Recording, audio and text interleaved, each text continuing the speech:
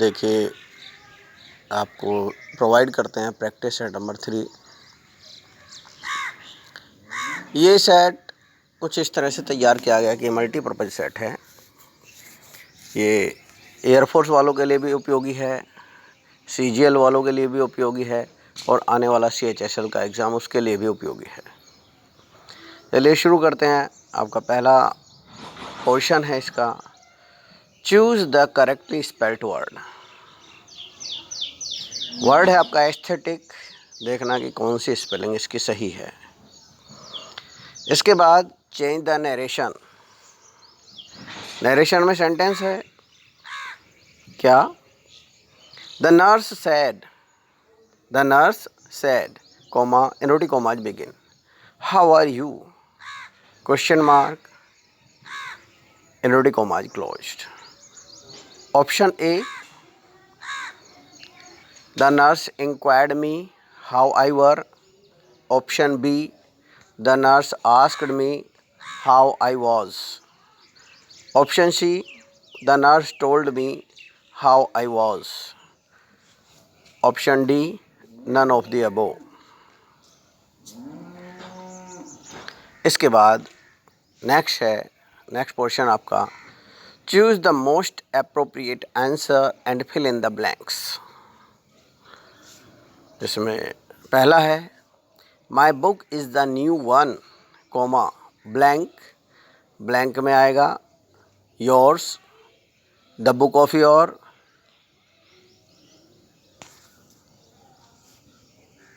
फिर C option yours ही दे दिया, यहाँ योर है, द बुक ऑफ योर। यहाँ आप योर पढ़ना, योर्स नहीं। सी ऑप्शन में देखना अपने अनुसार क्या है, the greater the demand comma blank the price. क्या आएगा इसमें, higher, high, the higher, the height. Fifth question आपका, आई शैल वेट ब्लैंक में क्या देना, but, by, till, unless my father comes. Sixth है आपका क्या, the tiger comma an animal in equal to the lion in size comma is blank a N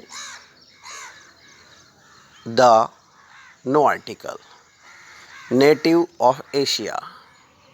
क्या, दोबारा पढ़ देता हूँ, the tiger comma an animal equal to the lion in size comma is a an the no article native of Asia.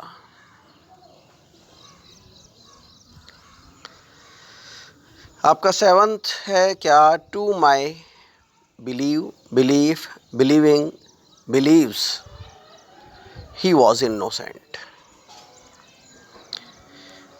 Next portion है आपका, eighth question बनता है ये, adjective of the given noun. Noun क्या है, belief, आपको देना adjective किसका, बिलीफ का।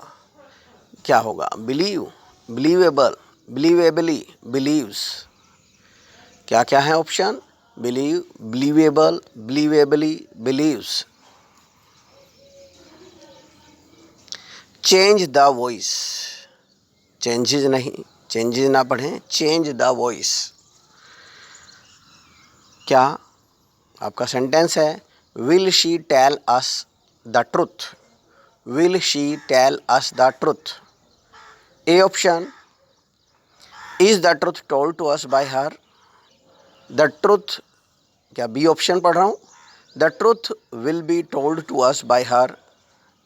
सी ऑप्शन क्या है, will the truth B tell to us by her. D option, will the truth be told to us by हर।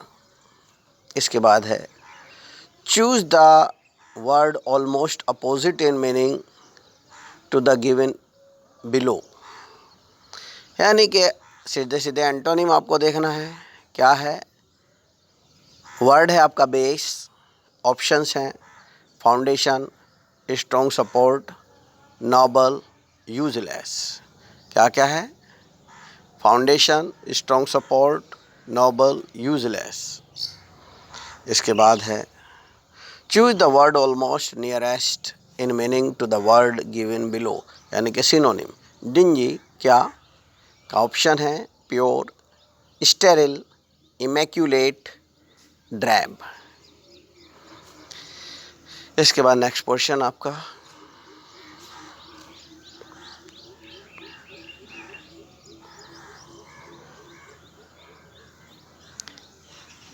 ये आपका है rearrangement of sentences.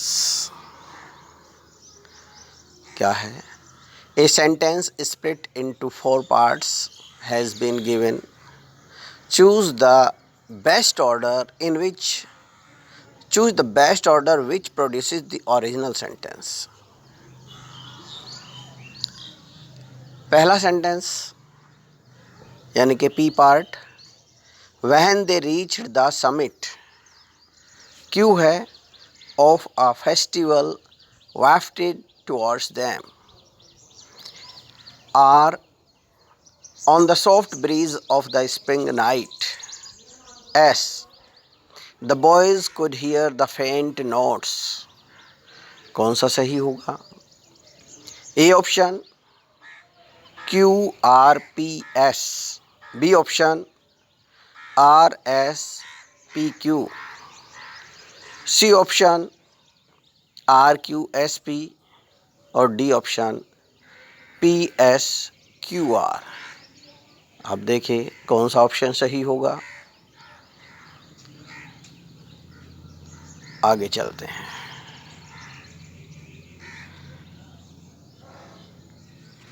Choose the sentence that conveys the same meaning as the given sentence. एक तरह से transformation का तरीका है कि वाक्य का प्रकार तो बदल जाए लेकिन अर्थ में परिवर्तन ना आए। आपका मेन सेंटेंस है human is मॉर्टल।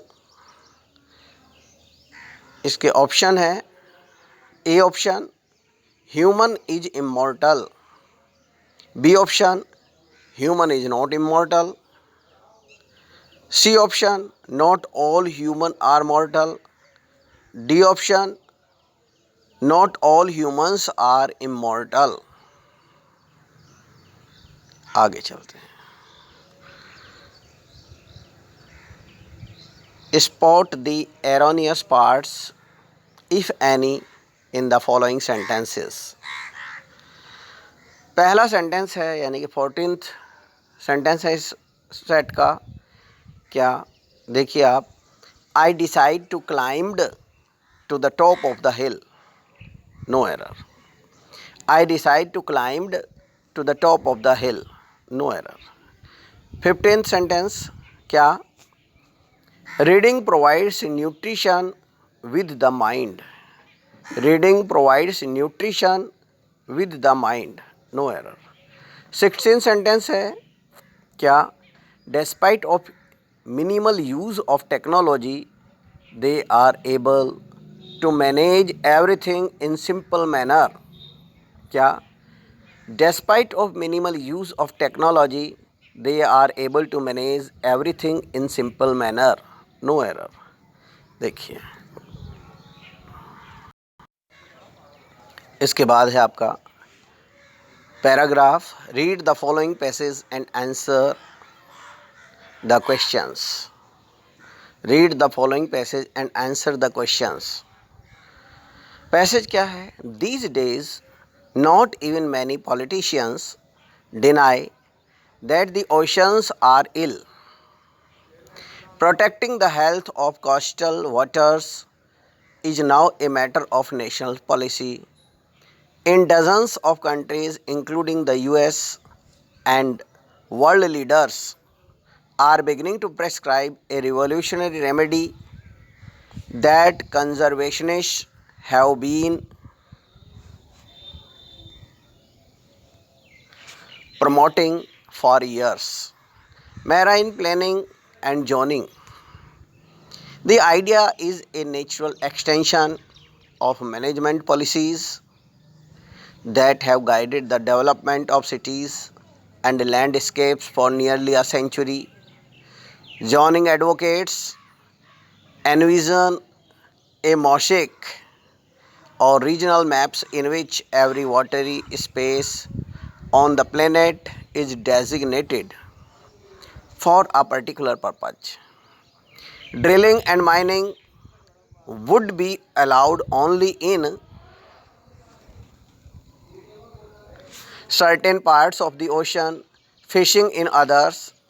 The most critically threatened areas would be virtually off limits, whereas people can easily find maps telling them what they can do where on land. The marine telling them what they can do where on land. The marine realm is a hodgepodge of rules emanating from an army of agencies, one managing a single use or symptom. इसका 17th sentence है। ये sentence का question है जो आपको paragraph से छांटना है। Marine planning and zoning is a, blank में देना है क्या, conservationist discovery, marine project, revolutionary remedy, national policy of the US to coastal waters. आपका 18th क्वेश्चन है। दीज डेज के बाद ब्लैंक आया, ब्लैंक में आपको लेना है all politicians agree, most of the politicians agree, nobody agrees, everybody agrees. क्या, that oceans are not in good health, that oceans are not in good health. आगे बढ़ते हैं। 19th sentence, 19th question. Marine realm is a hodgepodge of rules means क्या, seas need to be cleaned. B option, there are no uniform law governing the seas. C option, there is total anarchy. D option, coastal areas are not being looked after properly. और भाई आपका 20th question है, seasoning is all about. A option, drilling and sea mining. B option, conserving the environment. C option, banning fishing in the sea. D option, dividing watery space for specific purposes. Dear students, solve the question set, solve the paper set, and I will provide you answer sheet very soon. Keep on sharing and subscribing your channel. This is your own channel. यह आपका अपना channel है